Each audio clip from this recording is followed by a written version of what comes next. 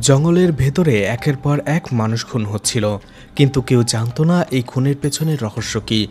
সবাই ভাবতো জঙ্গলের ভেতরে থাকা ভয়ঙ্কর কোনো জন্তু এই মানুষগুলোকে মারছে, যার নাম মাসান। কিন্তু এর পেছনে যে এত বড় রহস্য লুকিয়ে থাকতে পারে সেটা আপনার কল্পনার বাইরে। ওয়েব সিরিজের শেষে থাকা টুইস্ট আপনার মাথা ঘুরিয়ে দিতে পারে। তো পুরো ওয়েব সিরিজটা ধৈর্য ধরে দেখার অনুরোধ রইল। আজ এক্সপ্লেন করতে যাচ্ছি 2021 সালে মুক্তি পাওয়া ওয়েব সিরিজ ক্যান্ডি। তো hi guys, welcome to my channel ফিল্মের গল্প। এমন নতুন আর অসাধারণ সব মুভি আর ওয়েব সিরিজের এক্সপ্লেনেশন বাংলায় দেখতে চাইলে চ্যানেলটিকে সাবস্ক্রাইব করে রাখতে পারেন। এপিসোড 1-এর শুরুতেই একটি ফ্রোজেন লেককে দেখানো হয়, যেখানে রক্তাক্ত পায়ে একটা লোক যে সে লেকের ভেতরে ডুবে গেছে। সে বাঁচার চেষ্টা করছে আর মনে মনে বলছে, আজকে আমার সাথে সাথে এই পাহাড়ের গুহায় থাকা রহস্য ডুবে যাবে। সবাই ঠিক ছিল, শুধুমাত্র আমিই ভুল ছিলাম। আমার উচিত সেই রহস্যটাকে সবাইকে জানানো, কিন্তু সেটা বোধহয় আর হবে না। আমার মৃত্যুর সাথে সাথে এই জঙ্গলে থাকা রহস্য আমার সাথে ডুবে যাবে। এরপরেই 1 মাস আগের ঘটনা দেখানো হয়। রুদ্রকুণ্ডের ডিএসপি রত্নাকে দেখানো হয়, যে একজন কনস্টেবল আত্মাজির সাথে গাড়ি দিয়ে কোথাও যাচ্ছিল। সেখানে তারা একটা ছেলের মৃত্যু নিয়ে কথা বলছিল। রত্না বলে, আমি এখানে এসেছি 4 বছর হয়ে গেছে, কিন্তু এখন পর্যন্ত আপনাদের এই মাসানকে আমি দেখতে পেলাম না। ক্রাইম সিনে আসার পরে আত্মাজি সেই ছেলের লাশটা দেখে বমি করে দেয়, কারণ ছেলেটাকে খুব ভয়ঙ্করভাবে মারা হয়েছিল এবং গাছের সাথে ঝুলিয়ে দেওয়া হয়েছিল। রত্না আত্মানাথজিকে জিজ্ঞেস করে, আপনার কি মনে হয় কাজটা কি মাসানি করেছে? আত্মানাথজি বলে, এটা ছাড়া আর কে করতে পারে। এরপরে রুদ্রভ্যালি স্কুলকে দেখানো হয়, যেখানে সব বাচ্চাদের বাইরে নিয়ে আসা হয় এবং হেডমাস্টার তাদের বলে, জঙ্গলের ভেতরেই তাদের স্কুলেরই ট্র্যাকস্যুট পরা একটি ছেলের লাশ পাওয়া গেছে। তোমরা সবাই যার যার মধ্যে খোঁজ নাও, আমাদের স্কুল থেকে কোনো ছেলে বা মেয়ে মিসিং কিনা। তখনই একটি মেয়ে বলে, মেহুল অবস্থি কোথায়? চারপাশে মেহুলকে খুঁজতে থাকে এবং 3 জন ছেলের কাছে যেয়ে বলে, স্যার, ওদের ডোমমেট ছিল মেহুল, সবসময় ওরা ওকে বুলি করত। আমার মনে হয় মেহুল মিসিং। সেই মেয়েটিকে সেখান থেকে নিয়ে যাওয়া হয়। এরপরেই জয়ন্ত নামের একজন লোককে দেখানো হয়, যে তার স্ত্রীর সাথে কোথাও যাচ্ছিল। তার চোখে অনেক ঘুম ছিল, সেই ঘুম নিয়েই সে গাড়ি চালাচ্ছিল। হুট করেই রাস্তার সামনে সে তার গাড়ির সামনে একটি মেয়েকে দেখতে পায় ব্রেক কষে বসে, যেটা সেখানে থাকা একটি পোস্টারের সাথে তার গাড়িটি অ্যাক্সিডেন্ট করে। এতে সেই গাড়ি থেকে ধোঁয়া বের হতে থাকে। জয়ন্ত তার স্ত্রীকে নিয়ে দ্রুত সেখান থেকে নেমে যায়। তখনই সেখানে পুলিশ চলে আসে। পুলিশ বলে, আপনি এটা কি করলেন? মানি রানাওয়াত স্যারের পোস্টারটা আপনি ভেঙে দিলেন এইভাবে? আপনার এত বড় সাহস হলো কী করে? তখন জয়ন্ত একটু রেগে যায়, বলে, কাজটা আমি ইচ্ছে করে করিনি, আর আমাকে সম্মান দিয়ে কথা বলুন, আমি একজন টিচার। তখন সেই 2 জন পুলিশ অফিসার তাদেরকে সেখান থেকে নিয়ে যায়, বলে, আপনার গাড়িটা ঠিকঠাকভাবে পাঠিয়ে দেওয়া হবে। জয়ন্ত তার স্ত্রীকে নিয়ে পুলিশের সাথে যেতে থাকে। এরপরেই বিষাদ নামের একটি লোককে দৌড়ে আসতে দেখা যায়। সে চলে আসে মানি রানাওয়াতের কাছে। বিষাদ মানি রানাওয়াতকে বলে, জঙ্গলের ভেতরে একটি লাশ পাওয়া গেছে। আত্মাজি বলেছে এটা মাসানের কাজ, মাসান নাকি ফিরে এসেছে। মানি রানাওয়াত বলতে থাকে যে চিহ্নটা ছিল কিনা। সেই 2 জন পুলিশকে দেখা যায় জয়ন্ত এবং তার স্ত্রীকে সেই ক্রাইম সিনে নিয়ে আসে, যেখানে জয়ন্তের স্ত্রী একটি পাথরকে খুব আগলে রাখছিল। একজন পুলিশ অফিসার জিজ্ঞেস করে, পাথরটা কি অনেক দামি? জয়ন্ত বলে, এটা আমাদের মেয়ে। পুলিশ অফিসার অবাক হয়ে যায়, বলে, এই পাথরটা মেয়ে হতে কি করে পারে? জয়ন্ত বলে, কেন, তোমার কোনো সমস্যা আছে? এরপরেই আবার মানি রানাওয়াতকে দেখানো হয়, যে এই রুদ্রাকুণ্ডের বিধায়ক। মানি রানাওয়াত বিষাদকে বলে, ডিএসপিকে বলবে যে পুরো সাপোর্ট আমার রয়েছে, ভালোভাবে যেন ইনভেস্টিগেশন করা হয়। আর আমার ছেলে বায়ু কোথায়? ওকে যে বলো, ও যে জঙ্গলের ভেতরে যে লুকিয়ে আছে সেখান থেকে যেন বের হয়ে আসে, ওর বাবা ওকে ডাকছে। এরপরেই আবারও ক্রাইম সিনকে দেখানো হয়, যেখানে ডিএসপি রত্না সেই রুদ্রভ্যালি স্কুলের হেডমাস্টার এবং সেখানের চার্চের ফাদারের সাথে কথা বলছিল। সেখানে তারা লাশটা শনাক্ত করতে পেরেছে। ঠিক তখনই জয়ন্ত সেখানে আসে এবং মেহুলের লাশটা দেখে সে চিৎকার করে ওঠে, লাশের কাছে ছুটে যেতে চায়, কিন্তু পুলিশ তাকে সামলায়, কারণ সেটা একটা ক্রাইম সিন ছিল, যে কোনো এভিডেন্স সেখান থেকে নষ্ট হয়ে যেতে পারত। রত্না রেগে যায় এবং বলে, ওনাকে এখান থেকে সরিয়ে নিয়ে যান। এরপরেই দেখা যায় রত্না এবং আত্মাজি কথা বলতে থাকে। সে বলে এই জয়নাথ হচ্ছে মেহুলের মেন্টর, কিন্তু সে এমন একটা ভাব দেখাচ্ছে যেন মেহুল তারই সন্তান। আত্মাজি বলে এই স্যারটা অনেক অদ্ভুত, 2 থেকে 3 মাস আগে এই স্কুলে এসেছে। আগে শুনেছি দিল্লির কোনো একটা স্কুলের হেডমাস্টার ছিল, তার স্ত্রীও খুব অদ্ভুত। সে সবসময় একটা পাথরকে নিজের মেয়ে হিসেবে তার কোলে রাখে। এরপরে রত্না এবং জয়ন্ত চলে আসে স্কুলে, যেখানে আগে থেকেই জন, ইমরান এবং আরও একজন কথা বলছিল যে গতকালকে রাতে সেই পার্টিতে মেহুলও ছিল। এটা জানাজানি হলে কি হবে? এছাড়া সেই ক্যান্ডির প্যাকেটটাও চুরি হয়ে গেছে, আমাদের সেটা খুঁজে বের করতে হবে। ঠিক তখনই রত্না এবং জয়ন্ত সেখানে চলে আসে। আসলে জয়ন্ত বলেছিল মেহুলকে এরা 3জন সবসময় বুলি করত। এই জন্য রত্না সবাইকে কিছু প্রশ্ন করে আর বলে যদি তারা কিছু জেনে থাকে তাহলে যেন বলে, কিন্তু 3জনই অস্বীকার করে। অন্যদিকে তাদের 3জনের লকারই চেক করা হয়, কিন্তু সেখানে তেমন কিছুই পাওয়া যায় না। সেখানে মেহুলের লকারও ছিল, তারা সেই লকারটাও চেক করে। দেখা যায় সেখানে ক্যান্ডির প্যাকেটটা ছিল মেহুলের লকারে। সেই ক্যান্ডির প্যাকেটটা রত্না নিয়ে যায়। অন্যদিকে সেই 3জন ছেলে এটা দেখে খুব ভয় পেয়ে যায়। এছাড়া তারা সেখান থেকে একটি ছবি পায় মেহুলের লকার থেকে, যেটার ভেতরে জয়ন্ত, মেহুল এবং কালকি নামের একটি মেয়ের ছবি ছিল। এরপরেই দেখা যায় তারা একজন লোককে কল করে। ইমরান বলে যে ক্যান্ডির প্যাকেটটা চুরি হয়ে গিয়েছিল সেটা মেহুলের লকার থেকে পাওয়া গেছে, আর সেটা ডিএসপি রত্না নিয়ে গেছে। সেখান থেকে আসার সময় রত্না জয়ন্তকে বলে কালকি আর মেহুলের ব্যাপারে আমাকে কিছুটা বলুন।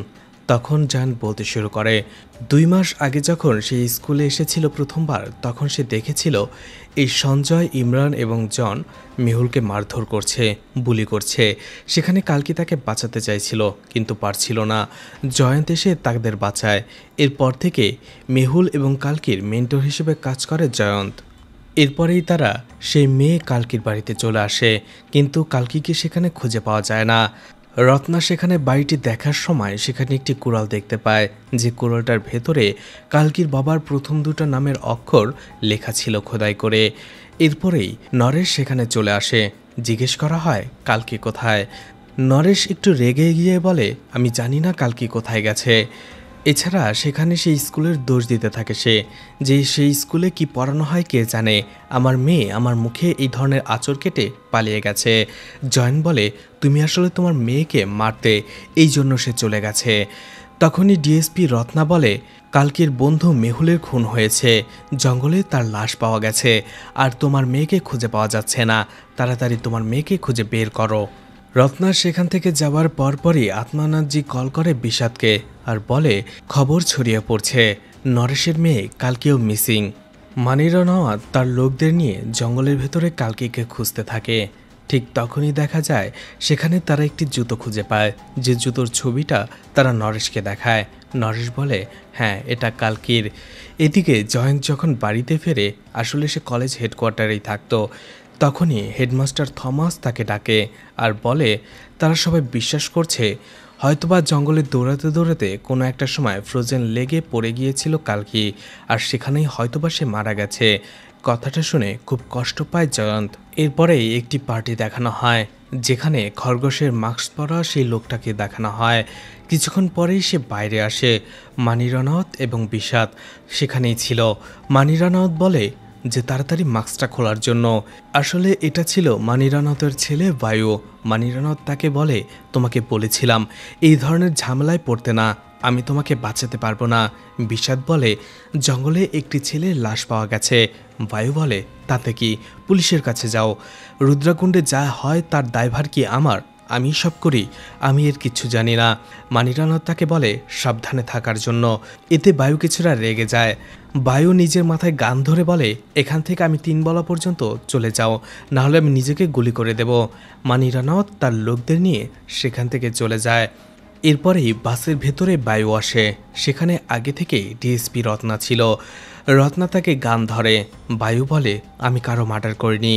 তখন রত্না তাকে ক্যান্ডির প্যাকেটটা দিয়ে দেয় আর বলে নেক্সট টাইম আমি আর এটা সামলাতে পারবো না, নিজেরটা নিজে সামলিয়ে রাখো।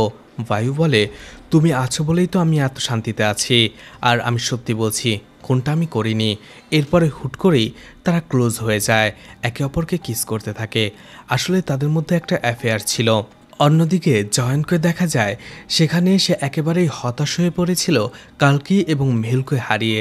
সে একটা সময় ডিসাইড করে নিজেই সুইসাইড করবে। সে তার স্ত্রীর কাছে ক্ষমা চেয়ে নিজের গাড়ির ভেতরে পেছন দিয়ে একটি পাইপ লাগিয়ে দেয়, আর সেখান দিয়ে গাড়ির ভেতরে ধোঁয়া আসতে থাকে। দম বন্ধ হয়ে মারা যাচ্ছিল জয়ন্ত, কিন্তু সেই ধোঁয়ার ভেতরে সে তার গাড়ির সামনে কাউকে দাঁড়িয়ে থাকতে দেখে। বের হতেই দেখে সেটা ছিল কালকি, যে ক্ষত বিক্ষত অবস্থায় সেখানে দাঁড়িয়েছিল। জয়ন্তকে দেখেই কালকি কাঁদতে কাঁদতে বলে মাসান মেহুলকে মেরে ফেলেছে। ঠিক তখনই কালকির ব্যাগ থেকে একটা ক্যামেরা পড়ে যায়, আর এখানেই এপিসোড 1 শেষ হয়ে যায়। এপিসোড 2 এর শুরুতেই 4 বছর আগের ঘটনা দেখানো হয়, যেখানে একটি মেয়ে সাইকেল দিয়ে কোথাও যাচ্ছিল। তখনই সেখানে স্কুল ড্রেস পরা বায়ু চলে আসে। বায়ু আর এই মেয়েটি একে অপরকে ডেট করছিল। বায়ু তাকে কোথাও যেতে বলছিল, কিন্তু মেয়েটি বলছিল সে যাবে না, তার বাসায় হোমওয়ার্ক আছে। বায়ু এতে রেগে সেখান থেকে চলে যায়। মেয়েটি জঙ্গলের ভেতর দিয়ে তার বাসায় যেতে থাকে। হুট করে সে পেছনে কিছু একটা শব্দ শুনতে পায়। মেয়েটি ভাবে হয়তো বায়ু। সে যেতে থাকে, কিন্তু কিছুক্ষণ পরে আবার শুনতে পায়।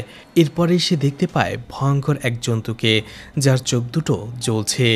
এটা দেখেই মেয়েটি ভয়ে চিৎকার করে ওঠে আর দৌড়াতে শুরু করে। অবশেষে একটা সময় সেই ভয়ঙ্কর জন্তুটি মেয়েটিকে ধরে ফেলে। ঘটনা বর্তমানে চলে আসে। জয়ন্তকে দেখা যায় কালকির ব্যাগ থেকে যে ক্যামেরাটি সে পেয়েছে সেটা সে ভালো করে দেখছে। সেটার ভেতরে কিছু ফুটেজ ছিল। সেখানে মেহুল এবং কালকি ছিল। মেহুল বলছিল এই স্কুলে কেউ ড্রাগ সাপ্লাই করছে। স্কুলের অনেক বাচ্চারাই ক্যান্ডি খাচ্ছে, আর যে ক্যান্ডির ভেতরে ড্রাগস মেশানো ছিল। এছাড়া সে সেখানে একটি পার্টিরও ছবি দেখায়, আর সেখানে খরগোশের মুখোশ পরা বায়ুকেও দেখা যায়। এছাড়া সঞ্জয়, ইমরান এবং জনও ছিল সেই পার্টিতে। এদিকে রত্নাকে দেখা যায় যে বায়ুর সাথে বসে সিসিটিভি ফুটেজ দেখছিল সেই ক্লাবের। সে দেখতে পায় সেখানে কালকি এবং মেহুল ছিল। রত্না তাকে জিজ্ঞেস করে কালকি আর মেহুল তোমার পার্টিতে কি করছে? বায়ু বলে সবাই যা করে ও তাই করছিল, হয়তোবা ড্রাগস নিতে এসেছিল। এই যা। রত্না তাকে সাবধান করে দেয়, বলে তুমি যদি এই মার্ডারের সাথে জড়িত থাকো আগেই আমাকে বলে দাও। বায়ু বলে আমি তোমার কাছে কোনো কথা লুকাই না। রত্না সেখান থেকে চলে আসে। কালকির বাবা নরেশকে দেখা যায় মাটি খুঁড়ে পুরাতন একটা বক্স মাটির নিচে লুকিয়ে রাখে এবং তার উপরে একটি চারাগাছ রোপণ করে। এদিকে মেহুলের বডি যখন পোস্টমর্টম করা হচ্ছিল তখনই তার পেটের ভেতর থেকে একটি ছুরির ভাঙা অংশ পাওয়া যায়। চাকুটা ভালো করে দেখতেই ডিএসপি রত্না দেখতে পায় চাকুর ভেতরে দুটো নামের অক্ষর লেখা ছিল, যেমনটা নরেশের কুড়ালে লেখা ছিল। ঠিক তখনই জয়ন্ত তাকে কল করে আর বলে সেই ক্যান্ডির প্যাকেটগুলো ছেলেগুলোর থেকে পেয়েছেন, সেগুলোর ভেতরে ড্রাগস আছে। আমার মনে হয় মেহুলের মৃত্যুর সাথে এই ড্রাগসের কোনো সম্পর্ক রয়েছে। এগুলো আগে থেকেই জানতো রত্না, তাই সে কথাগুলোকে এড়িয়ে যায় এবং জয়ন্তকে বলে আপনাকে জাসুসি করতে হবে না, আমাদের কাজটা আমরা ভালো করতে পারি। এদিকে পুলিশ স্টেশনের সামনে রুদ্রকুণ্ডের মানুষদের আন্দোলন করতে দেখা যায়। বলে মাসান ফিরে এসেছে, কিন্তু পুলিশ এখনও কিছুই করতে পারছে না। মনে হচ্ছে তাদেরই কিছু একটা করতে হবে। পুলিশ তাদেরকে সেখান থেকে তাড়িয়ে দেয়। ঠিক তখনই সেখানে চলে আসে জয়ন্ত এবং রত্নার জন্য অপেক্ষা করে। এদিকে রত্না চলে আসে নরেশের কাছে আর বলে কেন মেরেছ মেহুলকে, বলো। মেহুলের পেটের ভেতর থেকে ছুরির ভাঙা একটা অংশ পাওয়া গেছে, যেটার ভেতরে তোমার নামের 2 অক্ষর লেখা আছে। কেন মেরেছ? আর কালকি কোথায়? এটা শুনে নরেশ ভয় পেয়ে যায়। সে দৌড়ে পালাতে শুরু করে। পুলিশরা তাকে চেস করে, কিন্তু সে লেকে ঝাঁপ দিয়ে পালিয়ে যায়। এদিকে জয়ন্ত থানায় বসে অন্যান্য পুলিশদের কাছ থেকে শুনতে পেরে গিয়েছিল যে মেহুলকে কালকির বাবা খুন করেছে, এবং হয়তোবা কালকিকেও কালকির বাবাই খুন করেছে।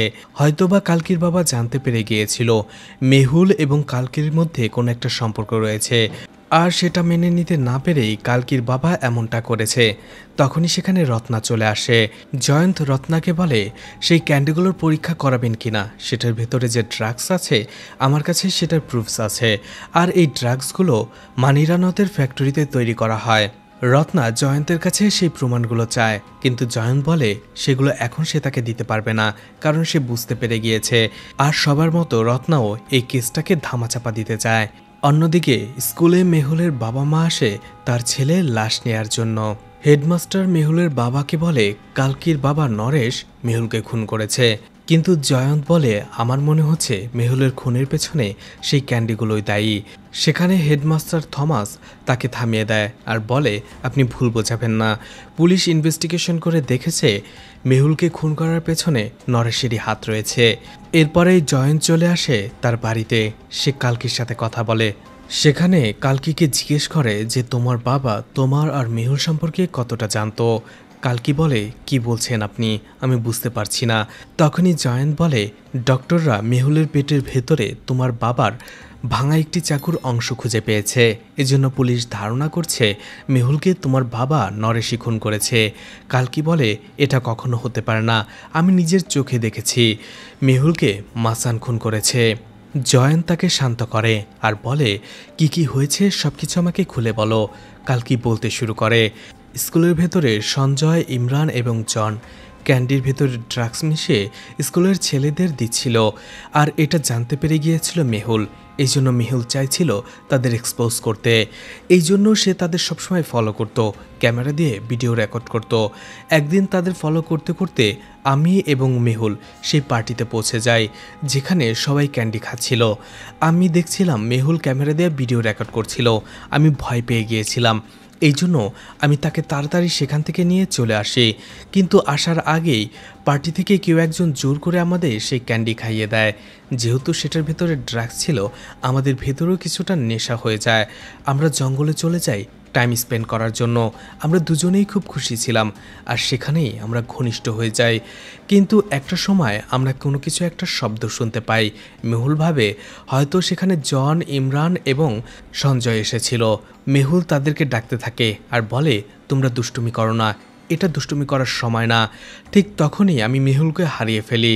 এরপরে একটা সময় মেহুলের পেছনে সেই ভয়ঙ্কর জন্তুটাকে আমি দেখতে পাই, চিৎকার করে উঠি। এরপরে সে হঠাৎ করে একটা সময় মেহুলকে আঘাত করে বসে, একের পর এক আঘাত করে মেহুলকে সেখানেই খুন করে ফেলে। আর আমি সেখান থেকে দৌড়ে পালাতে শুরু করি। এরপরে কি হয়েছে আমার মনে নেই। আমি নিজেকে জঙ্গলে দেখতে পাই, সেখান থেকে কোনো মতে পালিয়ে এসে আমি আপনার আউট হাউসে লুকিয়েছিলাম। আমি সত্যি বলছি স্যার, মাসান ইজ রিয়েল। কালকি খুবই উত্তেজিত হয়ে পড়ে। জয়ন্ত তাকে কোনো মতে শান্ত করে। এরপরে জয়ন্তকে কোথাও থেকে আসতে দেখা যায়। ঠিক তখনই পেছন থেকে একটা গাড়ি এসে জয়ন্তের গাড়িকে অ্যাক্সিডেন্ট করতে চায়, কিন্তু একটুর জন্য জয়ন্ত বেঁচে যায়। কিছুটা সামনে আসার পরে সে দেখতে পায় সেই গাড়িটা ব্রিজের সামনেই দাঁড়িয়ে রয়েছে। জয়ন্ত গাড়ি থেকে নেমে দেখতে থাকে সেই গাড়ির ভেতরে কি রয়েছে। সে গাড়ির ভেতরে কাউকে দেখতে পায় না, কিন্তু গাড়ির ডিকির ভেতরে সে বস্তাবন্দি একটা মানুষকে দেখতে পায়। যখনই তাকে সাহায্য করতে যাবে ঠিক তখনই তাকে পেছন থেকে আঘাত করে বায়ু এবং তার ফ্রেন্ড। সেখানে তারা তাকে অজ্ঞান করে রেখে যায়। অন্যদিকে বস্তার ভেতরে যে লোকটা ছিল সেটা ছিল কালকির বাবা নরেশ। বায়ু বলে চলো তোমাকে এখন থানায় নিয়ে যাব। এপিসোড 2 এখানেই শেষ হয়ে যায়। এপিসোড 3 এর শুরুতেই দেখা যায় জয়ন্ত কোনো একটা মেয়েকে কল্পনা করছিল। মেয়েটির নাম ছিল ভিনি। ভিনি জয়ন্তকে বলছিল তুমি কি কালকিকে বাঁচাতে পারবে। জয়ন্ত শুধু বলছিল ভিনি তুমি যেও না। তখনই ভিনি নিজের গলায় নিজে আঘাত করে সেখানেই মারা যায়। এই ভিনিটা ছিল জয়ন্তের মেয়ে, যে সুইসাইড করেছিল। আর এর জন্যই জয়ন্ত এবং তার স্ত্রী তাদের সেই মেয়ের শোক এখনও ভুলতে পারেনি। ঠিক তখনই জয়ন্তের জ্ঞান ফিরে। দেখা যায় তখনও সে গাড়ির মধ্যেই বসেছিল। তখনই সেখানে আত্মারামজি আসে এবং জয়ন্তকে উদ্ধার করে আর বলে আপনাকে এই অবস্থায় এখানে কে করে রেখে গেছে। একটু পরে এসে বুঝতে পারে এটা মানি রানাওয়াতের কাজ অথবা তার ছেলে বায়ু রানাওয়াতের কাজ। আত্মাজি বলে আপনি এইসব বিষয়ে আর ঘাটাঘাটি করবেন না, তাহলে মারা পড়বেন। আপনি তো জানেন না এর আগে আপনার মতোই এমন একজন ছিল যে মাসানদের পেছনে অনেক ছোটাছুটি করেছে। তার নাম ছিল জার্নালিস্ট হার্ষাল পান্ডে। সে আমাদের ইন্সপেক্টর শ্যাম পান্ডের বাবা ছিল, তাকেও মরতে হয়েছে। আমার মনে হয় আপনার সাবধানে থাকা উচিত, নাহলে আপনিও মারা পড়তে পারেন। এদিকে রাতের বেলায় বায়ুকে দেখা যায় নারেশকে থানায় নিয়ে আসার জন্য। রত্না তাকে দেখে অনেকটাই রেগে যায় এবং বলে তুমি এতদিন কোথায় ছিলে, পালিয়ে কেন গেছিলে। বায়ু বলে ও আমাদের বাড়িতে গিয়েছিল আমার বাবার উপরে হামলা করার জন্য। নরেশ বলে হ্যাঁ আমি সব স্বীকার করে নিচ্ছি, আমি সব কিছু করেছি। রত্না এবং বাকি পুলিশরা নরেশকে থানায় ধরে নিয়ে যায়। জয়ন তার আউট হাউসেই বসে রেস্ট নিচ্ছিল। ঠিক তখনই সে কিছু একটা শব্দ শুনতে পায়। সে দেখতে পায় তার আউট হাউসে একটি ছেলে দাঁড়িয়ে কিছু একটা খোঁজাখুঁজি করছে। জয়ন যখনই ছেলেটিকে থামতে বলে, দেখা যায় ছেলেটি কালকির ক্যামেরাটা নিয়ে সেখান থেকে পালিয়ে যায়। জয়ন ধরার চেষ্টা করে কিন্তু পারে না। কিছুক্ষণ পরেই দেখা যায় সেটা ছিল ইমরান, সঞ্জয় এবং জন। কারণ তারা চাইছিল মেহুলের করার সেই ভিডিও রেকর্ডটা তারা কেটে দেবে, না হলে এটার জন্য তারা বিপদে পড়তে পারে, এমনকি তাদের বাবা মা দেখে ফেললে সর্বনাশ হয়ে যাবে। আর জয়ন স্যার বলেছিল তারা মুখ না খুললে এই ভিডিওটা তাদের বাবা মার কাছে পাঠিয়ে দেওয়া হবে। কিন্তু ক্যামেরাটা নিয়ে আসার পরে দেখতে পায় সেটার ভেতরে মেমোরি কার্ড ছিল না। কারণ জয়ন মেমোরি কার্ডটা বের করে ল্যাপটপে ঢুকিয়ে রেখেছিল, সেখানেই সে ভিডিওগুলো দেখছিল। তারা তিনজনই পুরোপুরি হতাশ হয়ে পড়ে। এদিকে কেউ একজন কল করে এবং নরেশের ব্যাপারে জিজ্ঞেস করে। মানিরানদ বলে, পুলিশের কাছে তাকে দেওয়ার কি দরকার ছিল? রুদ্রখণ্ডে একটাই রুলস, রক্তের বিনিময়ে রক্ত। সবকিছু একটু রেডি করো, আমাদের আবারও রক্তের বিনিময়ে রক্ত চাই। পরদিন সকালে যখন আত্মাজি রত্নাকে তার বাসা থেকে নিতে আসে, তখন বলতে থাকে, এটা একটা open and shirt case. Naresh স্বীকার করেছে সেই মেহুলকে মেরেছে। আমাদের উচিত কোর্ট কাচারির ঝামেলায় না যেয়ে বিষয়টা মানিরানতের মাধ্যমে সমাধান করতে, কারণ রুদ্রাকুণ্ডের সবাই চাইছে রক্তের বিনিময়ে রক্ত। রত্না তখন জিজ্ঞেস করে, নরেশ যে সব স্বীকার করেছে এবং সে যে কাস্টডিতে রয়েছে, এই খবরটা বাইরে এলো কি করে? সে বুঝতে পারে আত্মাজি এটা করেছে এবং সে তাকে সাবধান করে দেয় যে এটা তারা করতে পারে না, নরেশকে তারা কোর্টেই পেশ করবে। এদিকে স্কুল ক্যান্টিনে ঋতিকা, সঞ্জয়, জন এবং ইমরান চারজন মিলেই কথা বলছিল। তারা বলছিল এরপর থেকে তারা ক্যান্ডিও সাপ্লাই করবে না আর কাউকে বুলিংও করবে না। তাদের উপর দিয়ে অনেক বড় একটা ঝড় বয়ে গেছে, এখন এগুলো তাদের বন্ধ করা উচিত, না হলে তাদের ক্যারিয়ারে প্রভাব ফেলবে এগুলো। তখনই সেখানে হেডমাস্টার থমাস চলে আসে আর বলে, মেহুলের খুনিকে খুঁজে পাওয়া গেছে। কালকির বাবা নরেশই মেহুলকে খুন করেছে। এটা শুনে সবাই অবাক হয়ে যায়। এদিকে বাসায় আসার পরে জয়ন্ত কালকিকে বলে, তোমার বাবা নরেশকে পুলিশ অ্যারেস্ট করেছে। এটা শুনে কালকি অনেক ভয় পেয়ে যায়, বলে, মেহুলকে বাবা মারেনি, আমি বাবার সাথে দেখা করব। জয়ন্ত তাকে পুলিশ স্টেশনে নিয়ে যায়। কালকিকে দেখার পরেই রেগে যায় রত্না আর বলে, আমি পুরো পুলিশ টিম লাগিয়ে দিয়েছি কালকিকে খোঁজার জন্য, ও যে আপনার কাছে ছিল সেটা আপনি কেন বলেননি? জয়ন বলে, ওর মেন্টাল হেলথ কন্ডিশন ভালো ছিল না, যেটা আমার কাছে অনেক ইম্পর্টেন্ট ছিল, এই জন্যই আমি বলিনি। আর আমার কাছে প্রমাণ রয়েছে, এই প্রমাণগুলো রাখুন আর যেটা কাজের কাজ সেটা করুন, নরেশ খুনি নয়। কিন্তু রত্না প্রচণ্ড রেগে যায়, বলে, নরেশ নিজের মুখে স্বীকার করেছে আর আপনি যেটা করেছেন এর জন্য আমি আপনার বিরুদ্ধেও কেস করতে পারি। কালকি বারবার বলতে চাইছিল যে মেহুলকে মাসান মেরেছে, কিন্তু রত্না তার কোনো কথায় বিশ্বাস করে না। অবশেষে কালকি তার বাবার সাথে দেখা করে। তার বাবাকে বলে, তুমি এমনটা কেন করলে? কালকির কোনো কথাই শোনে না তার বাবা, বলে, তুমি এখান থেকে চলে যাও। অন্যদিকে তখনই সেখানে মানি রানাওত চলে আসে। কালকিকে বলে, তুমি আমার সাথে চলো, রানাওত বাড়ির দরজা তোমার জন্য সবসময় খোলা আছে। কিন্তু কালকি সেখানে যায় না। অন্যদিকে জয়ন্ত সেই মেমোরি কার্ডটা রত্নাকে দেয় আর বলে, বিশ্বাস করে প্রমাণটা আপনাকে দিলাম, আশা করি বিশ্বাসের মর্যাদা রাখবেন। সবাই সেখানে মেহুল এবং কালকির জন্য প্রে করছিল। জয়ন্ত এবং কালকি সেখানে চলে আসে। সবাই কালকিকে দেখে অবাক হয়ে যায়। জয়ন্তকে হেডমাস্টার থমাস এবং ফাদার জিজ্ঞেস করে কালকে এতদিন কোথায় ছিল। জয়ন্ত তাদের সব খুলে বলে। অন্যদিকে কালকিকে সব স্টুডেন্ট ঘিরে ধরে যে তোমার বাবাই মেহুলকে মেরেছে। কালকি চিৎকার করে ওঠে, বলে, মেহুলকে মাসান মেরেছে, কিন্তু কেউ তার কথা শোনে না, সবাই তাকে সেখানে বুলিং করতে থাকে। তখনই জয়ন্ত এসে সেই যাত্রায় কোনোভাবে কালকিকে বাঁচিয়ে নেয়। এদিকে মানি রানাওতকে থানায় নরেশের সাথে দেখা করতে দেখা যায়। কিছুক্ষণ পরেই রত্না সেখানে চলে আসে আর বলে, আপনার টাইম শেষ, চলে যান। ইন্সপেক্টর শামপান্ডে তাদের বাধা দিলে বিষাদ তাকে মারধর করার চেষ্টা করে। পরিস্থিতি সামলে নেয় রত্না। মানি রানাওত সেখান থেকে চলে যায় এবং শামপান্ডেকে বলে, আপনি কিছু মনে করবেন না। শামপান্ডে বলে, ওনার তো কাজই একটা মানুষকে অনাথ করা, আমি এতে কিছু মনে করি না। রত্না পুরো কেসের ব্যাপারে ভাবতে থাকে আর সেই মেমোরি কার্ডটা দেখতে থাকে। একটা সময় বাসায় যাওয়ার সময় সে আত্মানাথজিকে বলে, আমি এই মেমোরি কার্ডটা এভিডেন্স রুমে রেখে যাই, ভরসা করে রেখে গেলাম, কালকে সকালে যেন এটা এখানেই পাই।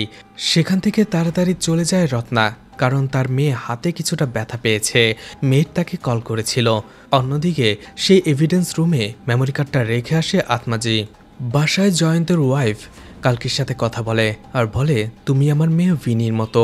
আমি এতদিন সেই পাথরটাকে নিজের মেয়ে ভাবতাম, কারণ একজন আমাকে বলেছিল যদি বিশ্বাস করি তাহলে সব কিছু পাওয়া যায়, আর এই পাথরটার ভেতরে আমি আমার মেয়েকে খুঁজে পেতাম। কিন্তু এখন তুমি চলে এসেছো, সেই পাথরটা আমার আর দরকার নেই।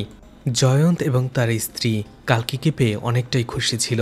ঠিক তখনই সেখানে সেই স্কুলের হেডগার্ল ঋতিকা চলে আসে আর বলে, স্যার, কালকি যেটা বলছে সেটা সত্যি, মাসান ইজ রিয়েল। কিন্তু জয়নও সেই কথাগুলো ঠিকঠাকভাবে বিশ্বাস করতে পারছিল না।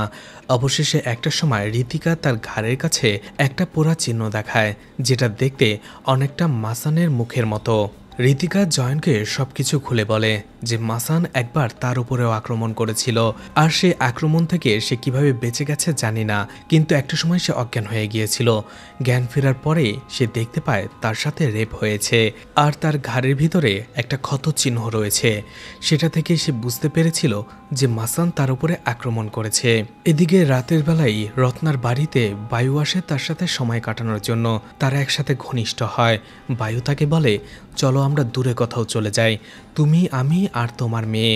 আমার বিজনেসটা সেট হয়ে গেলেই অনেক টাকা পাবো আমি, সেগুলো নিয়ে দূরে কোথাও চলে যাব আমি, তুমি আর আমি, সেখানে আর কেউ থাকবে না। সকালবেলায় দেখা যায় রুদ্রকুণ্ডের অনেক মানুষ লাঠিসোঁটা নিয়ে থানায় আক্রমণ করে এবং একটা সময় নরেশকে টেনে হিসড়ে বের করে নিয়ে যায়। এছাড়া কিছু লোক এভিডেন্স রুম থেকে সেই মেমোরি কার্ডটাও নিয়ে যায়। তারা নরেশকে টানতে টানতে বাইরে নিয়ে যায়, মারতে থাকে। এই খবরটা আত্মানন্দজি ফোন করে জানায় রত্নাকে। রত্না বাসায় তখন ঘুমাচ্ছিল, সে তাড়াতাড়ি আসতে শুরু করে। অন্যদিকে এই খবরটা চলে আসে জয়ন্তের কাছে। জয়ন্ত এবং কালকি দ্রুত সেখানে চলে আসে। অন্যদিকে রুদ্রকাণ্ডের মানুষ নরেশকে টানতে টানতে একটা ব্রিজের কাছে নিয়ে আসে। এতক্ষণে তারা তাকে মেরে ফেলেছে এবং সেই ব্রিজের উপরে তাকে ফাঁসিতে ঝুলিয়ে দেয় আর আগুনে পুড়িয়ে দেয়। দূর থেকে জয়ন্ত এবং কালকি এটা দেখে। কালকি নিজের চোখকে বিশ্বাসই করতে পারছিল না, সে কাঁদতে থাকে। জয়ন্ত তাকে সামলায়। এপিসোড 3 এখানে শেষ হয়ে যায়। এপিসোড 4-এর শুরুতেই 14 বছর আগের একটি ঘটনা দেখানো হয়, যেখানে নেগিজিকে খোঁজার জন্য জঙ্গলের ভেতরে সবাই খোঁজাখুঁজি করছিল। একটা সময় নেগি নামের সেই লোকটার লাশ একই রকমভাবে গাছের উপরে ঝুলতে দেখা যায়। ক্ষতবিক্ষত সেই লাশটা ছিল নেগির। এরপরে আবারও বর্তমানের ঘটনা দেখানো হয়, যেখানে ক্রাইম সিনে এসেছিল রত্না। রত্নাকে তার হায়ার অফিসার কল করে আর বলে, একজন মেয়ে মানুষকে রুদ্রাকুণ্ডের মতো একটা জায়গায় ডিএসপি হিসেবে পাঠানো আমার একদমই ঠিক হয়নি। তুমি সেখানে কি করছিলে? থানা থেকে একজন কয়েদিকে টেনে বের করে নিয়ে খুন করে ফেলা হয়েছে, তোমাকে সাসপেন্ড করা হলো, তোমার বিরুদ্ধে ইনকোয়ারি টিম বসবে।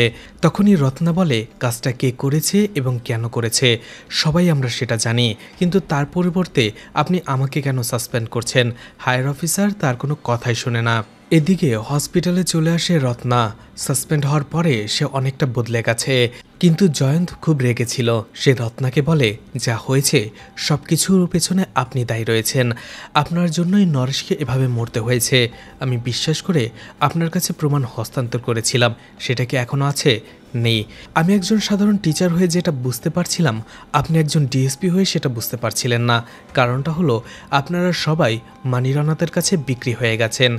জয়ন্ত এবং কালকি সেখান থেকে চলে যায়। এদিকে ইমরান সঞ্জয়কে বলে, তোমার গার্লফ্রেন্ড ঋতিকা কালকে জয়ন্ত স্যারের বাড়িতে গিয়েছিল, আমাদের খোঁজ নেওয়া দরকার, সে কেন গিয়েছিল আর তাকে যে জিজ্ঞেস করো। সঞ্জয় যেখানে যায় এবং ঋতিকাকে জিজ্ঞেস করে কি হয়েছে। ঋতিকাও রেগে যায় আর বলে, তুমি কি সব ঘটনা শুনতে চাও? তাহলে শোনো, শেষবার স্কুল থেকে যখন আমরা ফরেস্ট ক্যাম্পে গিয়েছিলাম, তুমি আর আমি একসাথে হওয়ার পরে তুমি আমাকে একটা ক্যান্ডি দিয়েছিলে। সেই ক্যান্ডি খাওয়ার পরে আমার কিছুটা মাতাল মাতাল লাগছিল, আমি বাইরে চলে আসি, কিন্তু হাঁটতে হাঁটতে কখন যে জঙ্গলের ভেতরে চলে এসেছিলাম বুঝতে পারিনি। তখনই আমার উপরে মাসান অ্যাটাক করে। আমি ভয়ে চিৎকার করে উঠেছিলাম, অজ্ঞান হয়ে গেছিলাম একটা সময়, কিন্তু এরপরে কি হয়েছে আমার আর মনে নেই। যখন জ্ঞান ফিরে আমি নিজেকে জঙ্গলেই দেখতে পাই। একটা সময় আমার ঘাড়ে সেই ক্ষত চিহ্নটা দেখতে পাই আর বুঝতে পারি আমার সাথে রেপ হয়েছে। সঞ্জয় ঋতিকার বিষয়টা বুঝতে পারে আর বলে, তুমি টেনশন করো না, আমি তোমার পাশে আছি। এদিকে মেহুলের লাশ দাফন করার সময় কালকি, জয়ন্ত সহ বাকি সবাই আসে। কিছুক্ষণ পরেই সেখানে মানি রানাওত চলে আসে এবং কালকিকে বলে, তুমি আমার সাথে চলো, আমার বাড়ির দরজা সবসময় তোমার জন্য খোলা আছে। কিন্তু জয়ন্ত বলে, ও যেখানে আছে সেখানেই ভালো আছে। তখনই মানি রানাওত বলে, আপনারা বাচ্চাদের কিভাবে দেখাশোনা করবেন? আপনি তো আপনার নিজের বাচ্চারই দেখাশোনা করতে পারেননি। তখনই একটা ভিডিও সবার মোবাইলে সেন্ড করে বিষাদ, যেখানে দেখা যায় একটা পার্টিতে জয়ন্তের মেয়ে বিনি নিজের গলায় আঘাত করে সুইসাইড করে। এটা দেখার পরে জয়ন্ত কিছুটা অসুস্থ হয়ে পড়ে। তখনই তার স্ত্রী সবাইকে বলে, হ্যাঁ, ভুলটা আমার ছিল, আমি তাকে কন্ট্রোল করতে চেয়েছিলাম, যেটা আমার করা ঠিক হয়নি। একটা সময় সে মারা গেছে। এরপরে সে মানি রানাওতকে বলে, আপনার ছেলে বায়ু সবসময় কি করে সেটা কি আপনি খোঁজ রাখেন না? হয়তো আপনার ছেলের কারণে স্কুলে ড্রাগস পাচার হচ্ছে, ছেলেমেয়েরা অসুস্থ হয়ে হসপিটালে যাচ্ছে। মানি রানাওত সেখানে আর কিছু বলতে পারে না। কালকিকে নিয়ে তারা সেখান থেকে চলে আসে। এদিকে শ্যাম পান্ডিয়া কল করে জয়ন্তকে আর বলে, আপনি তো মাসানের ব্যাপারে জানতে চান তাই না? তাহলে আমার সাথে দেখা করুন। এদিকে রত্না দেখা করে বায়ুর সাথে, বলে, তোমার পার্টিতে থাকা মেহুল কিভাবে মারা গেল আর কালকির বাবা কিভাবে নিজের মুখে স্বীকার করলো, সবকিছু আমাকে খুলে বলো।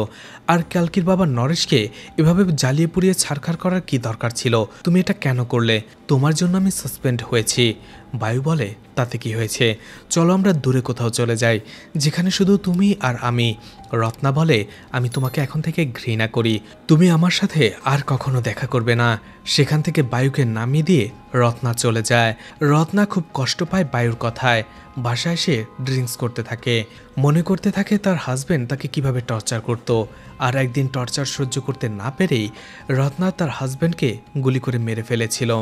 রত্না তার মেয়ের সামনে এসে কাঁদতে কাঁদতে বলতে থাকে, আমি একজন ভালো পুলিশ অফিসার হতে পারিনি, আমি একজন ভালো মা হতে পারিনি, তুমি কেন হলে? না হলে তুমি ভালো একটি মা বাবা পেতে। কষ্টে রত্না নিজের মেয়েকেই মেরে ফেলতে চায়, কিন্তু তার মেয়ে ঘুম থেকে জেগে ওঠায় সে সেটা আর করতে পারে না। তার মেয়েকে জড়িয়ে ধরে কাঁদতে শুরু করে। এদিকে কালকি এবং জয়ন্ত শ্যাম পান্ডিয়ার সাথে দেখা করতে আসছিল। তখনই সেখানে শ্যাম পান্ডিয়া আসেনি। এই জন্য জয়ন্ত কালকিকে তার মেয়ে ভিনির ব্যাপারে বলতে থাকে যে ভিনি অনেক ভালো একটি মেয়ে ছিল, অনেক মেধাবী মেয়ে ছিল, কিন্তু কলেজের কিছু বাজে স্টুডেন্টদের পাল্লায় পড়ে সে একটা সময় ড্রাগস নিতে শুরু করে। ড্রাগসের নেশায় সে এতটাই মত্ত হয়ে গিয়েছিল, একদিন পার্টিতে ড্রাগস নেওয়ার পরে সে ড্রাগসের নেশায় নিজের গলায় ছুরি বসিয়ে দেয়, আর সেখানেই মারা যায় আমাদের মেয়ে ভিনি। এর জন্য আমি আর আমার স্ত্রী নিজেকেই দায়ী করতাম, আর সেই জন্য এখন পর্যন্ত আমরা দুজন দুজনকে ক্ষমা করতে পারিনি। তখনই সেখানে শ্যাম পান্ডিয়া চলে আসে আর তাকে কিছু ফাইলপত্র দেখায়, বলে, আমার বাবা একজন জার্নালিস্ট ছিল, সেও এই মাসানের ব্যাপারে খোঁজখবর নিতে শুরু করেছিল। মাসানের হাতে প্রথম মারা যায় ন্যাগি। মারা যাওয়ার পরেই তার পুরো সম্পত্তি হাতে নেয় তার এই ডানহাট মানি রানাওয়াত। একটা সময় সে বিধায়ক হয়ে যায়। এরপরে মাসানের নামে একের পর এক লাশ পড়তে শুরু করে, যার মধ্যে একটা লাশ আমার বাবারও ছিল, কারণ সে মাসানের ব্যাপারে রিসার্চ করছিল। এরপরে মানি রানাওয়াত রুদ্রাকাণ্ডের মানুষকে ভুল বোঝায়, একটা পূজা পাঠ করে আর বলে, এরপর থেকে মাসান আর আমাদের উপরে আক্রমণ করবে না। কিন্তু তার 10 বছর পরে জঙ্গলে রিনা নামের একটি মেয়ের উপরে আবারও সেই মাসানের আক্রমণ হয়। জানা যায় মেয়েটির উপরে রেপও করা হয়েছিল। আবারও মানি রানাওয়াত রুদ্রাকাণ্ডের মানুষকে পূজার নামে বোকা বানায়। আর এখন এই মেহুলের লাশ পাওয়া গেল, হয়তোবা মানি রানাওত আবারও একটা পুজো করবে আর সবাইকে বোকা বানাবে। জয়ন বলে, মানি রানাওতই মাসান সে যেগুলো করছে, হ্যাঁ অবশ্যই, আর নয়তো বাকি। আমি আপনাকে একটা অ্যাডভাইস দেই, কালকিকে নিয়ে এখান থেকে চলে যান, না হলে ওরা আপনাদের বাঁচতে দেবে না। এদিকে সঞ্জয় যখন তার দুই বন্ধুকে রীতিকার ব্যাপারে খুলে বলে, তখন ইমরান বলে, চিহ্নটা কি এমন ছিল? তখন সে বলে, হ্যাঁ। ইমরান বলে, আমি যখন আরও একটি মেয়ের সাথে ঘনিষ্ঠ হতে গিয়েছিলাম তখনই আমি তার ঘাড়ে এমন একটা চিহ্ন দেখতে পাই, অর্থাৎ এই স্কুলের হয়তো আরও অনেক মেয়ে মাসানের দ্বারা আক্রমণ হয়েছে, রেপ হয়েছে, কিন্তু তারা কেউ মুখ খোলেনি। তার মানে মাসান সত্যি রয়েছে। এদিকে রত্না দেখা করতে আসে জয়ন্ত এবং কালকির সাথে। সে বলে, আমাকে ক্ষমা করে দিন, এখন থেকে আমি যা করব নিজের হয়ে করব, পুলিশের দায়িত্ব পালন করব, দ্বিতীয়বারের মতো আমাকে একটা সুযোগ দিন। জয়ন বুঝতে পারে যে রত্না বদলে গেছে, তাই বলে, ঠিক আছে, আমি আপনাকে পুরোপুরিভাবে সাহায্য করব। এদিকে মানি রানাওয়াত তার ছেলে বায়ুকে রাতে খাবার জন্য ডাকে, সেখানে আসে। এরপরেই বায়ুকে সেই মেমোরি কার্ডের ভিডিওগুলো দেখানো হয়, যে মেমোরি কার্ডটা জয়ন দিয়েছিল রত্নাকে, আর সেই পুলিশ স্টেশন থেকে মানি রানাওয়াতের লোকেরা সেটা লুকিয়ে ছিনিয়ে নিয়ে এসেছিল। মানি রানাওয়াত বায়ুকে সেখানে প্রচণ্ড টর্চার করে আর বলে বিধায়ক হতে অনেক সময় লাগে, তোমার মতো অপদার্থ ছেলের কুকর্মের জন্য আমি আমার পথটা হারাতে পারবো না। বায়ুকে সেখান থেকে সে তাড়িয়ে দেয়। এদিকে জয়নকে দেখা যায় রাতের বেলায় শ্যাম পাণ্ডের সেই ফাইলগুলো নিয়ে ইনভেস্টিগেশন করে। অন্যদিকে শ্যাম পাণ্ডে রাতের বেলায় বাড়ি ফেরার সময় তার স্কুটি থামিয়ে ফোনে কারোর সাথে কথা বলছিল। আবারও জয়নকে দেখানো হয় যে যখন সেই ফাইলগুলো রেখে সেখান থেকে চলে যায়, কালকি সেখানে চলে আসে। সেখানেই সে একটি পেপার কাটিং দেখে। সেই নিউজটা দেখার পরেই কালকি অবাক হয়ে যায়, কল্পনা করতে থাকে ছোটবেলায় ছোট্ট একটি মেয়ে চিৎকার করছে, ঘরের ভেতরে তার মা দরজা লাগিয়ে নিজের গায়ে আগুন দিয়ে দেয়। এদিকে শ্যাম পান্ডিয়াকে দেখা যায় তাকে পেছন থেকে কেউ আক্রমণ করে। একটা সময় জঙ্গলে তার লাশটা টেনে টেনে নিয়ে যায়। আর এখানেই এপিসোড 4 শেষ হয়ে যায়। এরপরে কি হবে? এই খুনগুলোর পেছনে কি সত্যি মানি রানাওয়াত ছিল? আর সেই মাসানটাই বা আসলে কে, যে একের পর এক স্কুলের মেয়েদের রেপ করছিল? আর স্কুলের মেয়েগুলোই বা কেন মুখ খুলছিল না? সেটাই দেখানো হবে দ্বিতীয় পর্বে। এই ওয়েব সিরিজের দ্বিতীয় পর্ব দেখতে চাইলে কমেন্ট করে জানাতে পারেন। ভিডিওটি ভালো লাগলে লাইক কমেন্ট শেয়ার করে পাশে থাকতে পারেন। এছাড়া ভিডিওটি ভালো লাগলে চ্যানেলটিকে সাবস্ক্রাইব করে রাখতে পারেন। আর নতুন ভিডিওর নোটিফিকেশন পেতে চাইলে বেল বাটনটি অন করে রাখতে পারেন। এছাড়া আমার ফেসবুক পেজ এবং ইনস্টাগ্রাম আইডিটি ফলো দিয়ে রাখতে পারেন। যে কোনো প্রয়োজনে সেখান থেকে আমার সাথে কন্ট্যাক্ট করতে পারেন। ভিডিওটি এতক্ষণ ধৈর্য ধরে দেখার জন্য ধন্যবাদ। পুরো ভিডিওতে কোথাও কোনো ভুল হলে ক্ষমাস্বরূপ দৃষ্টিতে দেখবেন আশা করি।